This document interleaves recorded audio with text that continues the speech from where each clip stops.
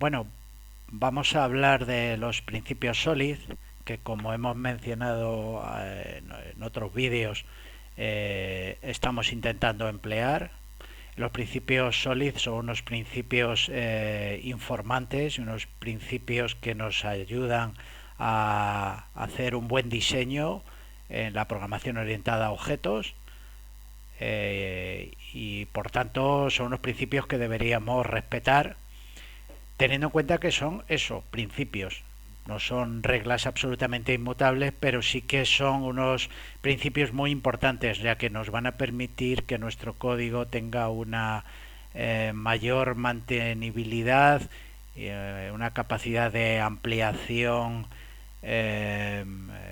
mejor, y sobre todo pues que si seguimos estos principios, nuestro código va a adolecer eh, de una cierta facilidad para ampliar, y, y vamos a conseguir con ello que nuestro desarrollo sea más sólido, de ahí viene lo de solid, sea más robusto,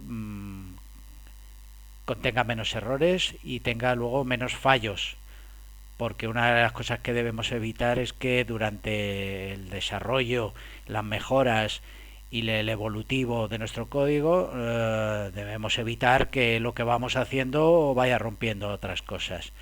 Vale, después de esta presentación así un poco eh, sencilla, digamos, un poco de andar por casa, vamos a hablar de los principios SOLID. Vamos a empezar por el que es, para a mi juicio, el más importante, ¿no? Es el primero, pero yo creo que es el más importante y que mayor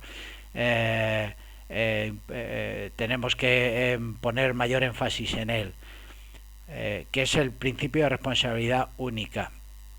¿Vale?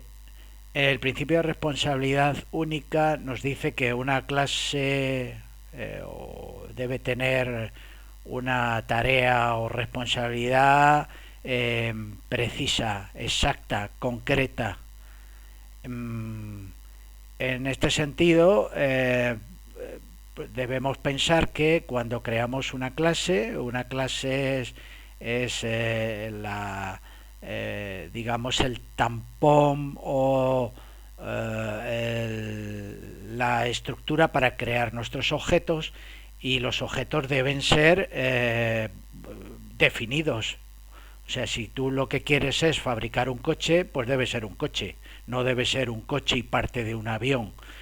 Eh, pues eso es uno de los principios principales del Solid. Para ello, cuando nosotros creamos una clase, debemos tener en cuenta que esta clase esté nítidamente definida, y por lo tanto que las propiedades y los métodos que contenga deban atenerse a eso, a esa precisión. Aquí en el ejemplo digo, una clase login debería tener las propiedades y métodos necesarios para hacer un login.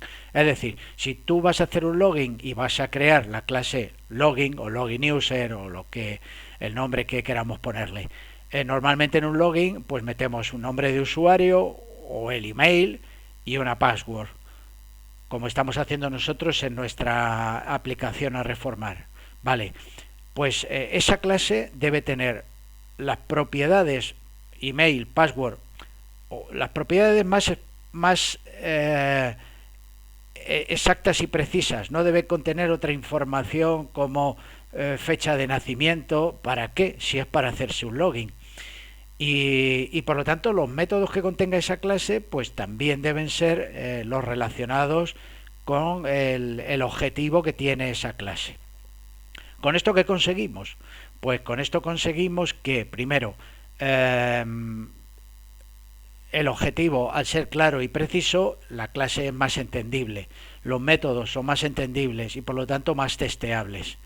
Y si hacemos métodos más fácilmente testeables, porque tienen menos cantidad de código a testear, si al mismo tiempo La clase se entiende intuitivamente porque contiene propiedades y métodos que tienen relación con el concepto básico de esa clase, pues entonces todo es más sencillo en el sentido de que cuando tengamos que ampliarlo o modificarlo sabemos exactamente cómo atender y cómo hacer.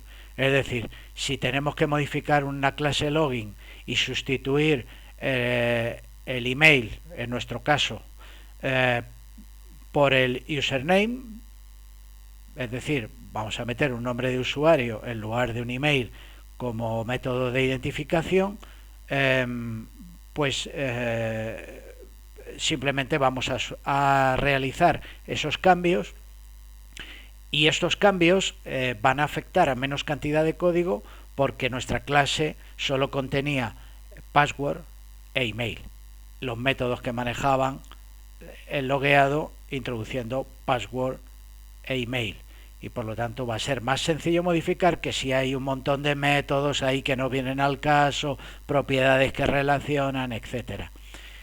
Ya digo, este principio es el más importante.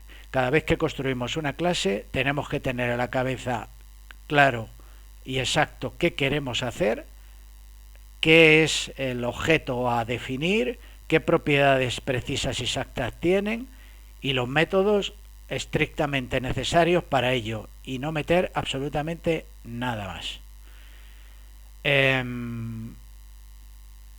Así que bueno, pues eso sería el primer principio.